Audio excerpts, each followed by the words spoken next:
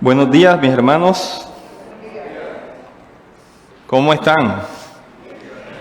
Qué bueno que estemos nuevamente reunidos aquí para alabar y adorar al Señor. Quiero invitarte a que ores conmigo, que sea el Señor quien nos guíe, pero antes de la oración voy a invitar a los niños que vayan con su maestra a la escuela dominical. Pueden ir pasar en orden. Y vamos a darle gracias al Señor por este tiempo que nos da para alabarle. Bendito Señor y Dios, Padre, te damos gracias por este día, Padre, porque tú nos has traído aquí, Señor, con un propósito. Te pedimos perdón, Señor, por nuestros pecados, Dios, y te pedimos, amado Padre, que tú nos ayudes, Señor, que nos hagas ver nuestro pecado, que pongas un corazón arrepentido, Señor, en nosotros. Que podamos decirle no más a ese pecado, Señor, en nuestras vidas. Y que nos ayude, Señor, a poder crecer a la estatura de tu Hijo. Padre, sé tú guiándonos en la predicación de esta mañana, Señor, sé tú hablándonos a cada uno de nosotros, sé tú transformándonos con tu palabra, Señor.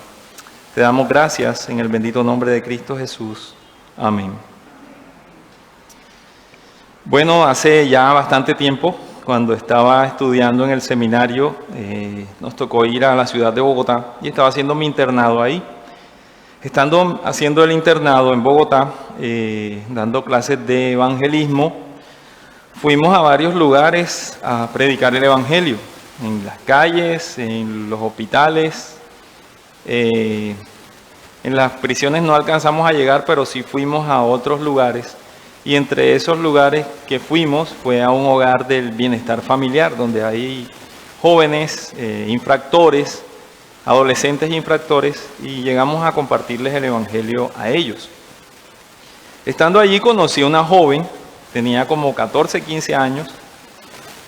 Nosotros íbamos en grupo a hacer ese evangelismo y nos pusimos a hablar y a compartirle el evangelio. Ella tenía unas nociones acerca del evangelio. Y recuerdo lo que dijo, que lo escribí porque me acordé de mientras desarrollaba este sermón. Lo siguiente, al hablarle del evangelio nos dijo: sí, sé que Jesús me ama, me salvó y me llevará al cielo. Pero ¿de qué sirve si ningún niño en la escuela se interesa en mí? Ella nos hizo esa confesión de que sabía todas estas verdades acerca del evangelio, pero había algo que la tenía insatisfecha, y era que un muchacho de su edad se fijara en ella. ¿De qué sirve si ningún niño en la escuela se interesa en mí? Por supuesto, esta falta de respuesta al perfecto amor de Dios lo vivimos y lo vemos en algunos creyentes. ¿Cómo así? Sí, muchos creyentes creen, confiesan el Señor, pero hay algo que, como si faltara algo, entonces falta la pareja, falta el celular, falta la amistad, en fin, le agregan algo a esa obra que el Señor hizo. Le agregan algo humano para sentir un completo gozo. Jonathan,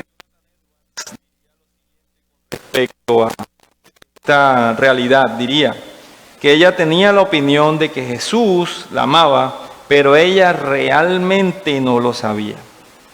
Ella realmente no conocía ese amor vivencial de Dios. Ahora yo les hago una pregunta a ustedes, mis amados hermanos. ¿Tienen la seguridad de que Dios los ama? ¿Tienen la completa certeza y seguridad de que Dios los ama? Unos pocos dicen amén. Así como asustados, así como esta muchacha que yo sé, pero le falta algo. Y el apóstol Juan insiste en que Dios quiere que sepamos que somos suyos y que le pertenecemos y que podemos estar seguros en esta vida de que esa experiencia que nosotros tenemos con el Señor es real. y nos da unas bases. Y nos las va a dar en este versículo, en estos capítulos, versículos que voy a leer. Primera de Juan, capítulo 4, versículo del 13 al 21. Y yo quiero que hagamos un ejercicio. El ejercicio que vamos a hacer es que nosotros nos vamos a volver intérpretes del texto.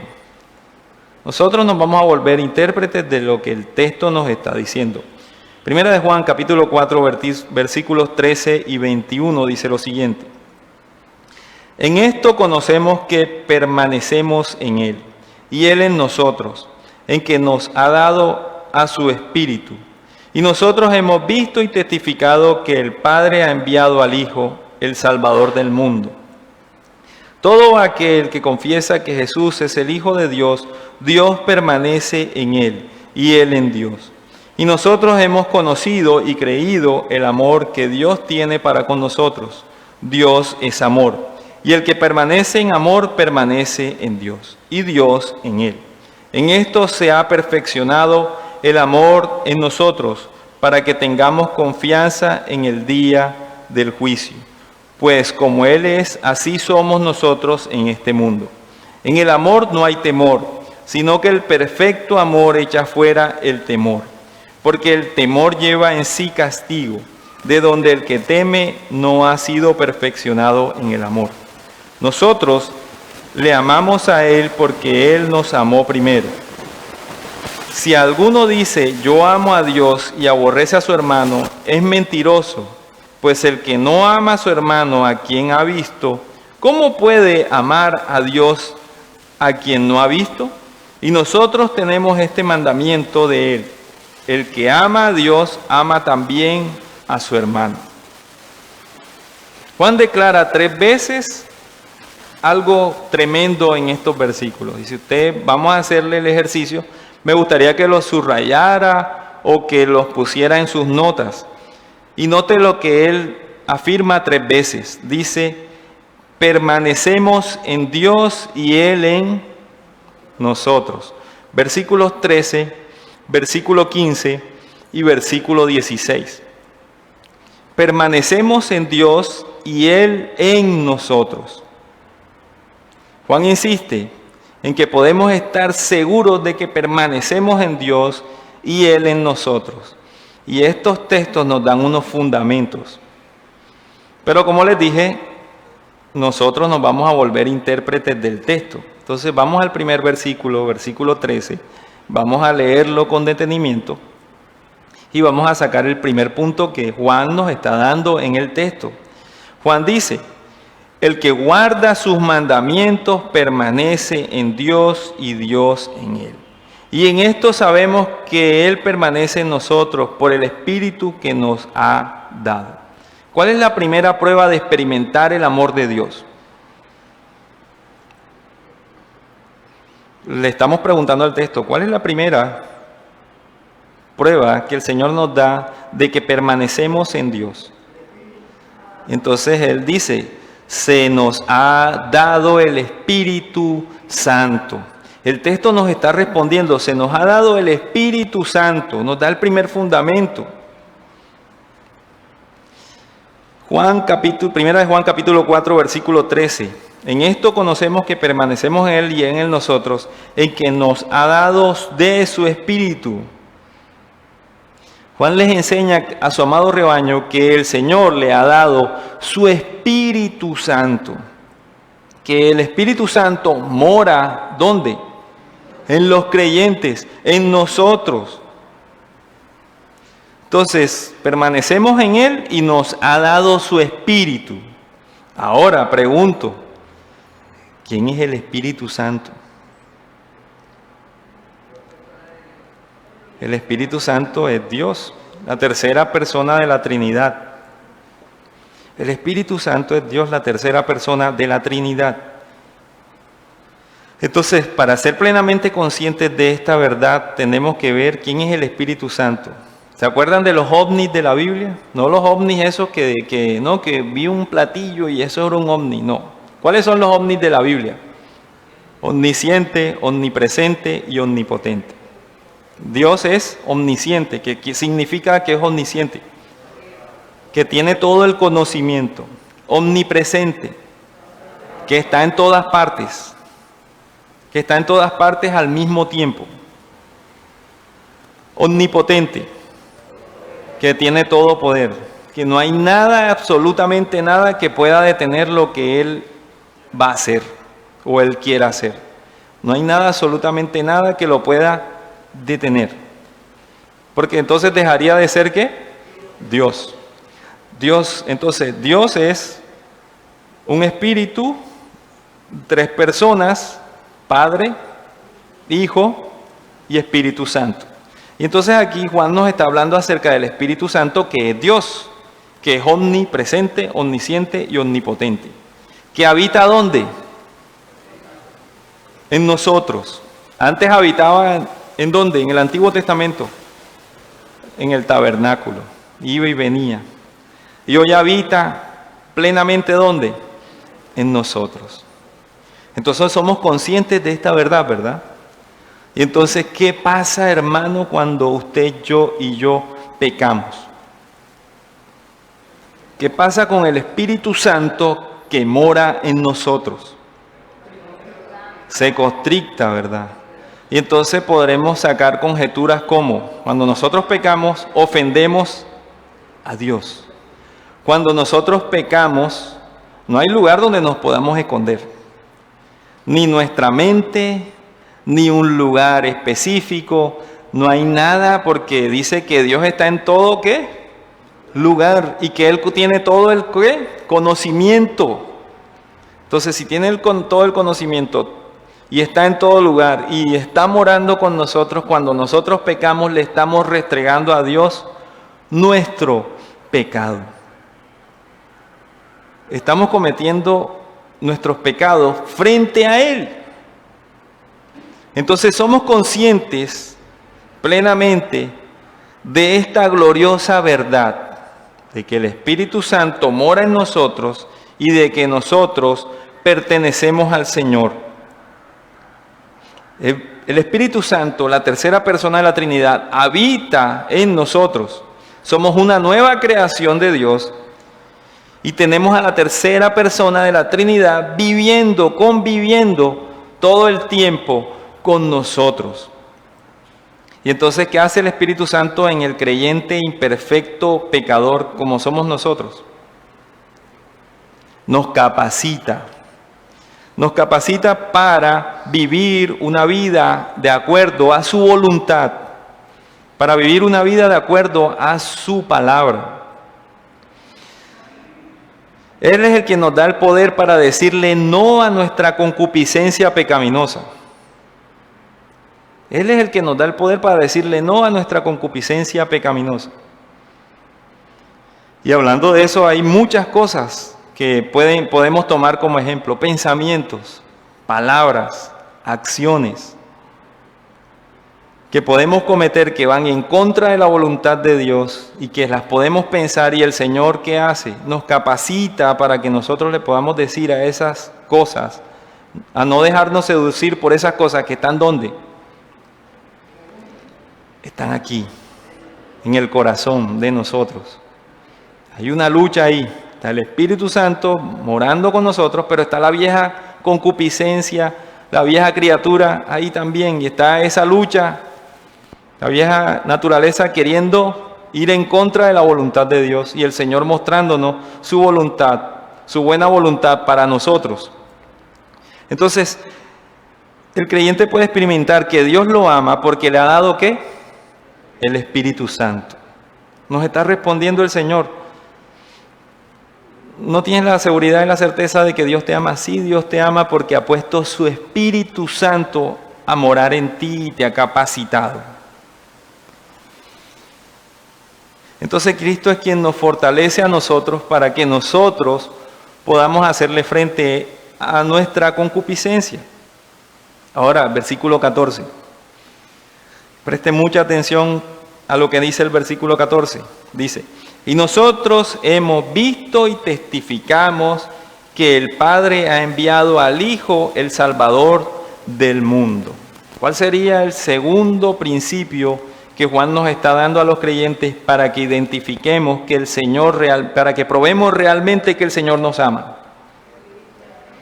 ¿Cómo? Voy a leérselo de nuevo. Y nosotros hemos visto y testificamos que el Padre ha enviado al Hijo, el Salvador del mundo. Pregunto, ¿quién escribió la carta? Juan. ¿Quién era Juan? Un apóstol. ¿Se acuerdan lo que yo les dije de los apóstoles hace unos sermones atrás? De pronto voy a retomarlo un poco. Para ser apóstol del Señor, ¿qué se tenía que cumplir o qué requisitos tenía que cumplir esa persona para ser colocada con el título de apóstol? Habían varias cosas que se tenían que dar. Una, que fuera llamado por Dios, por el Señor Jesucristo, ahí presente. Tenía que haber sido llamado por Él directamente. Dos, tenía que haber sido preparado directamente por Cristo en ese tiempo. Tres, tenía que haber sido también encomendado por Cristo mismo a cumplir un objetivo, un propósito en su vida. Entonces, eso descarta los apostolados que se autoproclaman hoy. O sea, eso no es verdad. Para ser apóstol tenías que haber vivido en ese tiempo, haber sido llamado por Cristo y haber sido enviado por Cristo. Entonces estamos viendo que el apóstol Juan está diciendo, miren lo que dice, el apóstol Juan nos está diciendo, y nosotros hemos visto, él era un apóstol, había visto ¿a quién? A Cristo, hacer los milagros que hizo. Había visto a Cristo colgado en la cruz y después lo vio resucitado. Entonces nos está dando el testimonio. Hemos visto y testificamos que el Padre ha enviado al Hijo, el Salvador del mundo.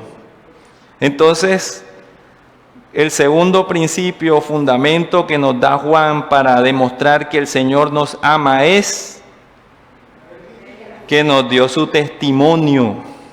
El testimonio apostólico.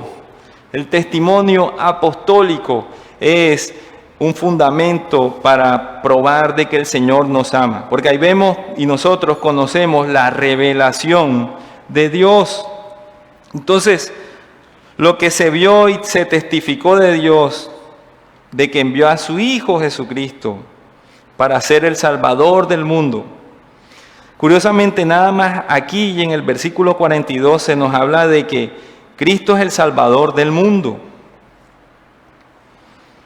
Y la palabra Salvador cubre todos los aspectos de la obra completa de la vida de Cristo. Vida, ministerio, muerte y resurrección de Cristo Jesús por los pecadores que Él salvó.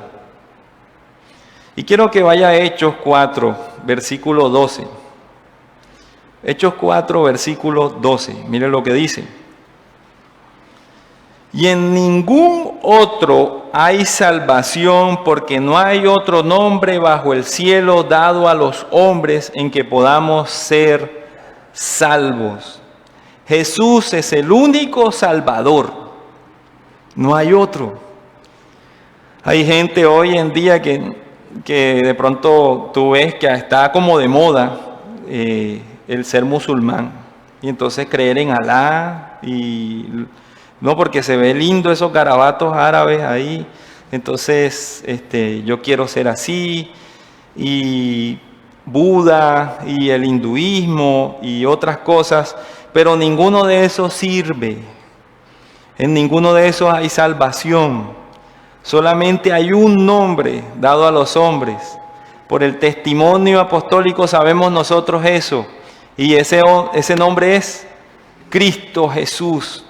No hay más nada, no hay más nada. Solamente Cristo Jesús es el único quien nos conduce al Padre. Él dice, yo soy el camino, la verdad y la vida. Y nadie va al Padre sino a través de ¿quién? Del Hijo, a través de Cristo Jesús.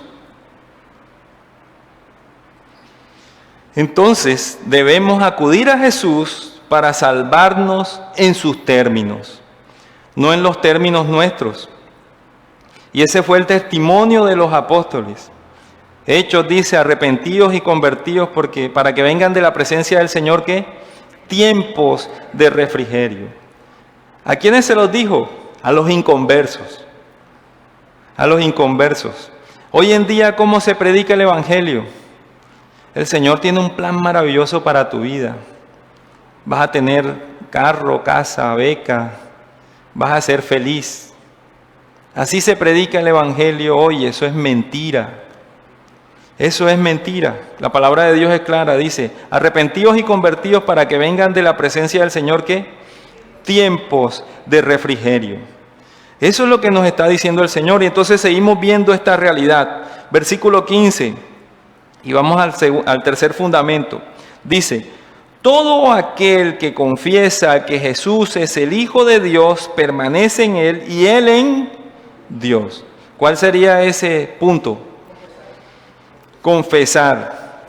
¿Debemos confesar a quién? Debemos confesar que Jesús es el Hijo de Dios. Debemos confesar nosotros que Jesús es el Hijo de Dios. En el tiempo de Juan, en ese tiempo era difícil confesar que Jesús era el Señor. ¿Por qué? Porque en ese tiempo el Señor era el César. En ese tiempo el Señor era el César. El que decía que iba en contra de lo que el gobierno decía, estaba en problemas. Todo el tiempo, no, el César es el Señor, el César es el Señor. Y a los cristianos que dijeran que Jesús era el Señor, en ese tiempo, ¿sabes qué les hacían? Los castigaban severamente. ¿Cómo los castigaban? Los llevaban al circo romano o al Coliseo. ¿Usted vio la película Gladiador? A ellos no los mandaban con armas y no sé qué cosas. Los mandaban solos, con la túnica que tuvieran, y les soltaban un pocotón de leones o fieras. Y se divertían viendo cómo morían. También los tomaban, les echaban brea, los ponían en unos palos en las calles y los prendían vivos para que alumbraran la calle. Y los que veían, ¿ese qué le pasó? No dijo que César era el Señor, dijo que Jesús era su Señor, y por eso lo quemaron ahí. En esos tiempos era difícil confesar de que Cristo era el Señor. Y uno se puede preguntar, estas personas, ¿por qué confesaron que Cristo era el Señor a pesar de que tenían la muerte respirándoles en la nuca? ¿Y sabes por qué lo hicieron? Porque el Espíritu Santo moraba en ellos y los capacitaba a ellos para que confesaran y creyeran el testimonio apostólico. Y también los ayudaba a ellos para que confesaran con su vida que Jesús era el Señor. Hoy en día nosotros hacemos confesiones de fe, ¿verdad? Acerca de que el Señor es nuestro Dios. Y de pronto no vivimos la persecución, pensamos, no vivimos la persecución que viven ellos allá. Pero, ¿sabes qué, hermano? Sí estamos en persecución. Nosotros sí estamos en persecución. En algunas partes del mundo podemos ver esa persecución como la vivieron ellos. ¿Se acuerdan hace poco que desde hace unos años venía que la primavera árabe? Que venían estos grupos radicales haciendo proselitismo y cuestiones en el Medio Oriente por allá, y se levantó el Estado Islámico, ISIS, ¿sí se acuerdan? Y se acuerdan que ellos, a los cristianos allá que estaban en esa región, los mataban y mandaban los videos. A misioneros los mataron porque confesaron que Jesús era el Señor, y ellos decían, no, tienen que confesar que Alá o lo que ellos creen es su Señor. Pero ellos dijeron, no, Cristo es mi Señor. Y confesaron a Cristo. Aquí nosotros tenemos persecución. De pronto en los lugares apartados, y de pronto alguno dice, no, pero en Barranquilla no hay persecución. Pero sí hay persecución. Y de pronto lo voy a decir por aquí, de pronto alguno dirá, vas a profetizar. Pero voy a decirlo, de pronto en algún tiempo más adelante se les va a prohibir a los pastores y hablar en contra de los LGTB y todo ese poco de letras. y ir en contra de su acción o su forma de vida contraria a la voluntad de Dios. De pronto se nos puede meter presos y quién sabe, de pronto hasta algo peor. ¿Por qué digo esto? Porque hay persecución. Porque el mundo, ¿qué quiere hacer? Destruir la obra de Cristo desde que comenzó todo esto. Quiere destruir la obra de Dios. Y hay persecución, hermano, y la vivimos. Y hay persecución dentro de los hogares. Llega alguien al Evangelio y su familia se levanta en contra de ellos. Porque confesaron que Cristo era su Señor. ¿Y sabes por qué lo confesaron? Porque el Señor los ama. Y entonces nosotros podemos entender hoy, ahora entiendo por qué Pablo decía, para mí el morir es ganancia y el vivir es Cristo. Si moría Pablo, ¿a dónde iba? A la presencia del Señor. Era una ganancia para él. Pero estaba en esta tierra y el vivir para él era ¿qué? Predicar y vivir a Cristo. ¿Y nosotros estamos dónde? Aquí en esta tierra. ¿Y qué tenemos que hacer como creyentes que hemos recibido el Espíritu Santo como garantía y sello de que hacemos parte del pueblo de Dios y que Él nos ama y que recibimos el testimonio apostólico y que confesamos que Cristo es nuestro Dios? ¿Qué tenemos que hacer? Vivir a Cristo. Eso es lo que tenemos que hacer. Y entonces sigue diciéndonos la palabra. Voy a leerle Romanos 10, 9, 10. Dice, que si confesamos con tu boca que Jesús es el Señor y creyeres en tu corazón que Dios lo levantó de los muertos, serás salvo. Porque con el corazón se cree para justicia, pero con la boca se confiesa para salvación. Una persona puede confesar de labios, ¿verdad?, de que Cristo es su Señor, pero tienen que darse otras cosas en esa vida. Alguno puede decir, bueno, lo que Pablo aquí está diciendo es como el juramento de los soldados a la bandera.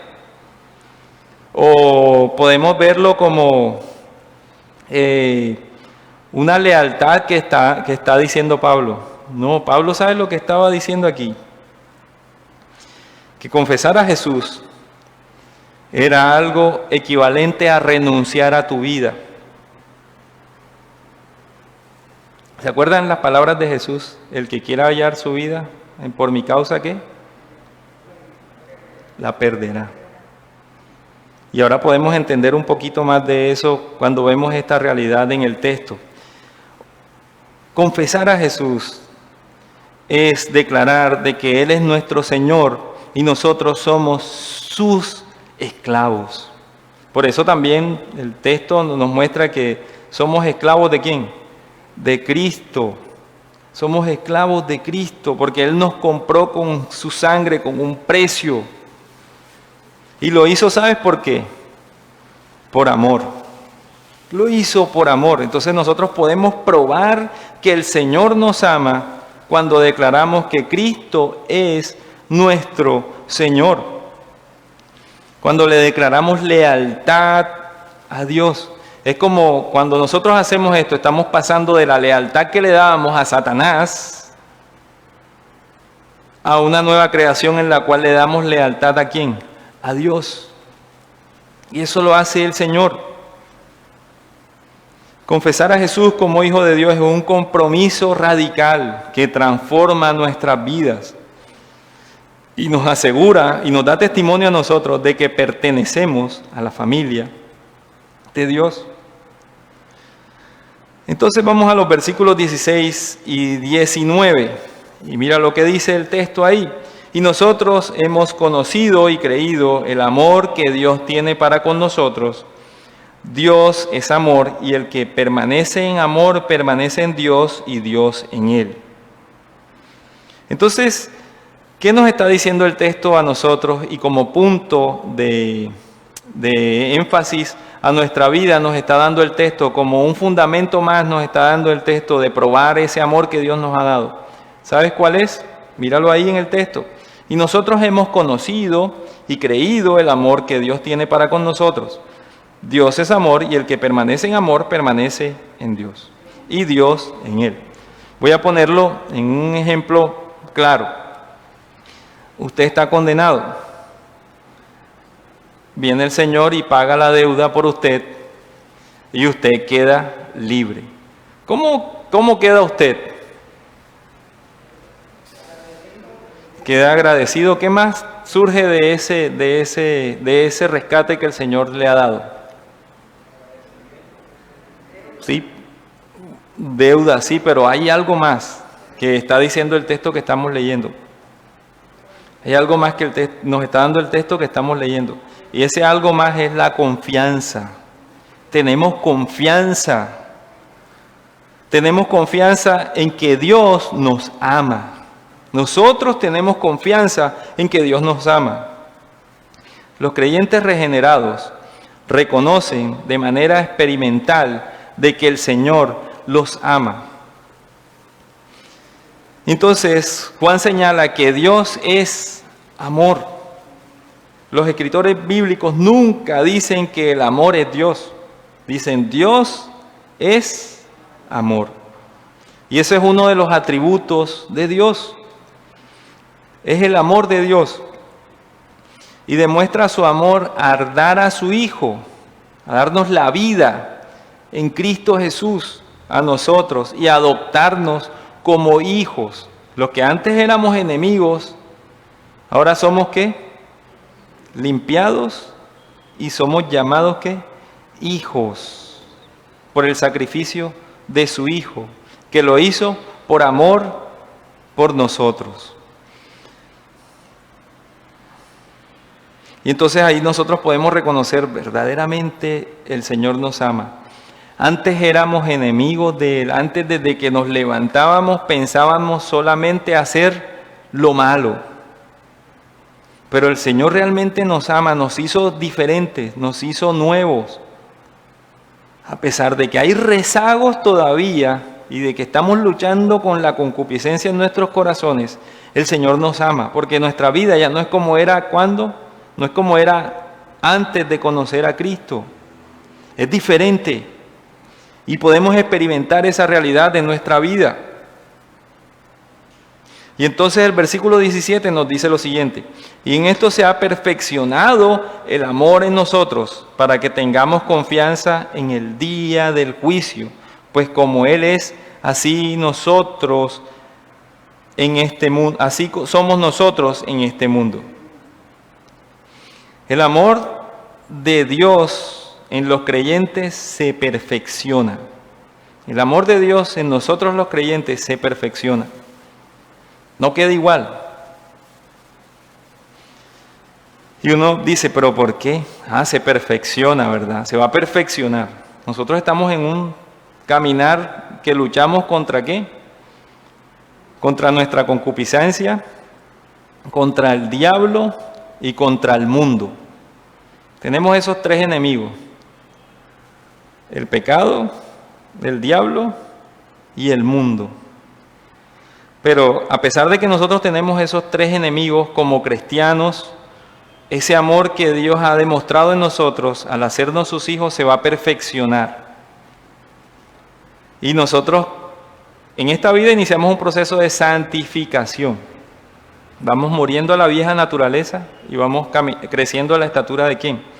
De Cristo. Pero ese proceso no termina aquí. Termina cuando el Señor venga o cuando Él nos llame. Y ahí sé que, ahí podemos experimentar que ¿qué? Que se perfecciona. Que se perfecciona. Lo que está diciendo el texto aquí se perfecciona. Oye, sí, se perfecciona. Entonces nosotros los creyentes vamos a experimentar un día de juicio. Ahora yo me devuelvo a la cuestión de que que fuimos sellados con el Espíritu Santo. Imagínate en el día del juicio, No va a haber lugar donde las personas se puedan esconder de todo lo que hicieron, vivieron y deshicieron. Porque todo eso va a ser ¿qué? Va a ser mostrado. O sea, no va a haber lugar donde esconderse. Va a ser juzgado. Los creyentes, los hijos de Dios, los cuales el Hijo murió por ellos y lo resucitó, van a ser perfeccionados. Pero los que no, ¿qué sucede con los que no? No hay oportunidad, es el juicio, no hay oportunidad. Ya las oportunidades que se habían dado en esta tierra se acabaron. No va a haber oportunidad. ¿Por qué digo esto? Digo esto porque en la iglesia el trigo y la cizaña crecen juntos. ¿Se acuerdan la predicación del pastor Rafael Roa? El trigo y la cizaña crecen juntos dentro de la iglesia. Aquí hay hijos, pero también hay quienes no son hijos, que tienen apariencia de piedad, pero que no son hijos, que no creen, que no tienen amor. Y podemos nosotros ver claramente lo que Jesús dijo, que en ese tiempo van a decir: en tu nombre hicimos señales, puede que hasta enseñen, en tu nombre sacamos demonios, en tu nombre hicimos esto y aquello. ¿Y qué les dice el Señor en ese tiempo de juicio? Apartaos de mí, hacedores de maldad. Apartaos de mí, nunca os conocí. Nunca hubo amor de Dios en ellos.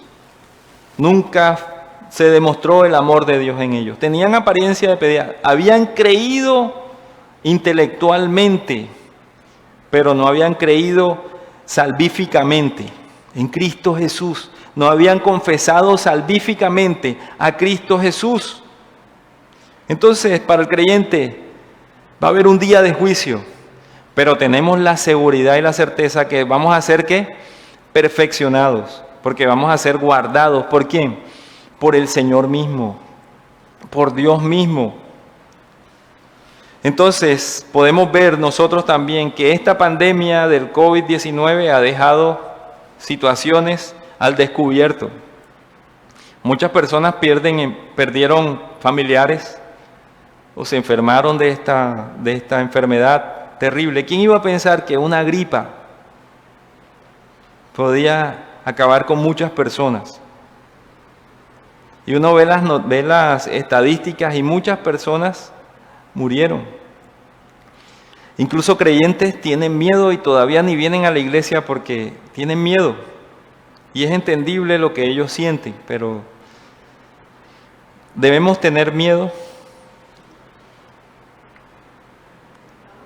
Tenemos que vacunarnos, y estoy de acuerdo, hay que vacunarnos. Hay que guardarnos, que utilizar los tapabocas, pero no tenemos miedo a eso. Nos cuidamos, pero no tenemos miedo.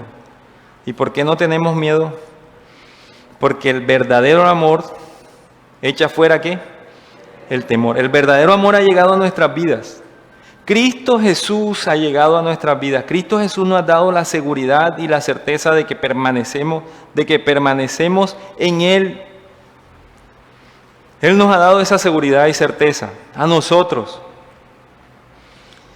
Y nos la ha dado para que no tengamos miedo y temor. Sí nos tenemos que cuidar, utilizar los tapabocas, lavarnos las manos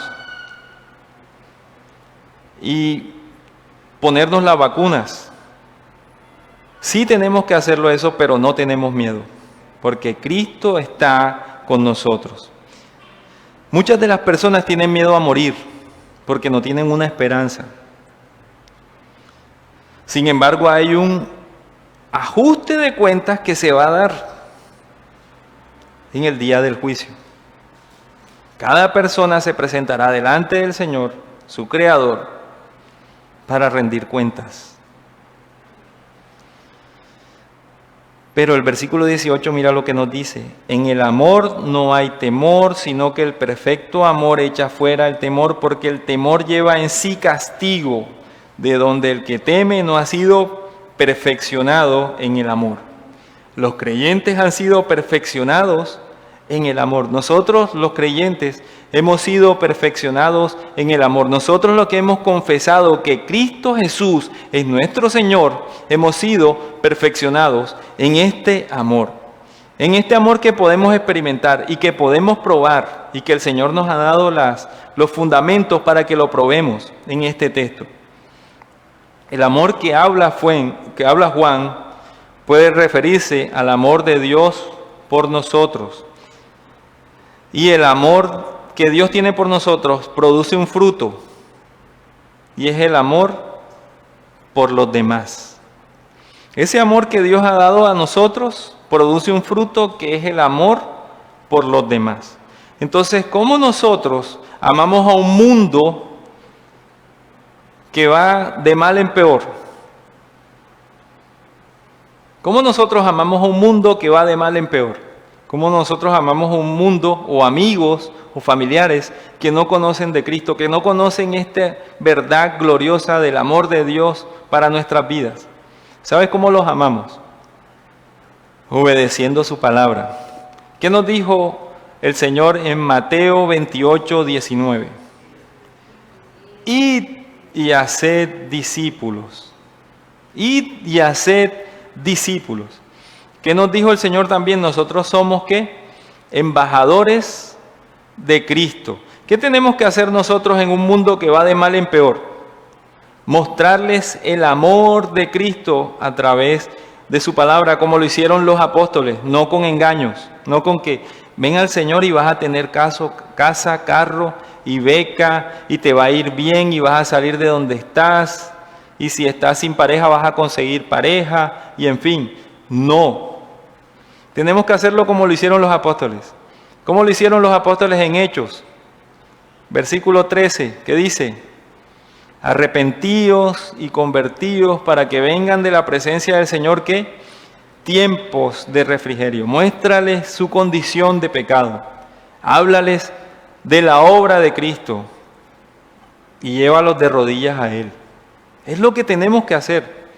Y es lo que la palabra de Dios nos está diciendo. Y entonces nosotros podemos experimentar que Dios nos ama cuando nosotros amamos a aquellos que nos odian. Amamos a ese mundo que nos odia. Entonces podemos experimentarlo, ¿verdad? Versículo 19 y 20 dice: si alguien dice amo a Dios y odia a su hermano, es un mentiroso porque no ama a su hermano, a quien ha visto. No puede amar a Dios a quien no ha visto. Y este mandamiento lo tenemos de Él: el que ama a Dios, ame también a su hermano. Entonces, ¿qué tenemos que hacer nosotros para probar que Dios nos ama? Amarnos. ¿Y a quiénes amamos? ¿A los de la iglesia nada más? A todo el mundo. A todos. A todos tenemos que amarlos. ¿Y cómo los amamos? Ejemplos prácticos para que los pongamos en práctica. Ejemplos prácticos. ¿Cómo nos amamos? Cuando un hermano de nosotros tiene necesidad y de pronto yo sé que mi hermano tiene necesidad y yo tengo en la casa comida y el hermano tiene necesidad de comida y yo doy esa comida, es granos, lo que sea, y le digo: hermano, mire, tome, vea, aquí le manda el Señor. Sin esperar que él me agradezca, que haga bombos, ni yo también haciendo bombos delante de la comunidad. No, que le entregué al hermano, no, que no se entere nadie. Usted está amando a su hermano. ¿Cómo amamos nosotros a las personas que están allá afuera? Que no sabemos si son hijos o no hijos, que si conocen de Dios o no conocen de Dios. Cuando nosotros les compartimos el Evangelio. Cuando nosotros vivimos el Evangelio en nuestra vida y somos testimonio, esas personas las estamos amando. Y se cumple también lo que dice la palabra del Señor acerca del reino de Dios. El reino de Dios es como ¿qué? Como la levadura, ¿sí se acuerdan? Que un poquito de levadura leuda toda la masa. Y ponga el ejemplo de el evangelio que comenzó en esa región con esas personas, 12 personas, una pequeña región por allá remota, hace muchísimo tiempo, ha permeado todo el mundo. Todo el mundo lo está permeando, ¿quién? El evangelio. Id y hacer discípulos a todas las naciones. Y nosotros podemos ver esta verdad palpable y podemos decir, verdaderamente que el Señor ama ¿a qué? Al mundo. Porque le dio el evangelio a todas las personas. Le dio el evangelio. Y hay una condición ahí, no es que todos se van a salvar, sino todos los que creen en el nombre. Juan 3:16, de tal manera amó Dios al mundo que dio a su Hijo unigénito, para que todo aquel que en Él crea no se pierda, mas tenga vida eterna. Entonces el que no cree está condenado. Pero el que cree y confiesa, recibe el Espíritu Santo. Ha recibido el Espíritu Santo. Ha recibido la gracia. Y puede probar de que el Señor realmente lo ama. Entonces, tenemos ese amor experimental por nuestros hermanos. Y quiero concluir con esto, hermanos, un testimonio. Un testimonio de hace tiempo. En Inglaterra había una reina que se llamaba la Reina Victoria. Nació en 1819 y murió en 1901. Ella asistió una vez a un servicio en la Catedral de San Pablo, en esa ciudad de Inglaterra. Le interesó mucho el sermón que le predicaron y que predicaron ese domingo. Le preguntó a su escudero, ¿se puede estar absolutamente seguro en esta vida de que tenemos una eterna seguridad? Y este hombre respondió. Su respuesta fue que no sabía cómo uno podía estar absolutamente seguro. No tenía ni idea. Ese incidente fue publicado y lo mostraron en los periódicos. Y un pastor vio ese testimonio. Él se llamaba John Tozer. Vio el testimonio escrito ahí en el diario y después de orar, escribió y le escribió a la reina. Él oró y le escribió lo siguiente a la reina.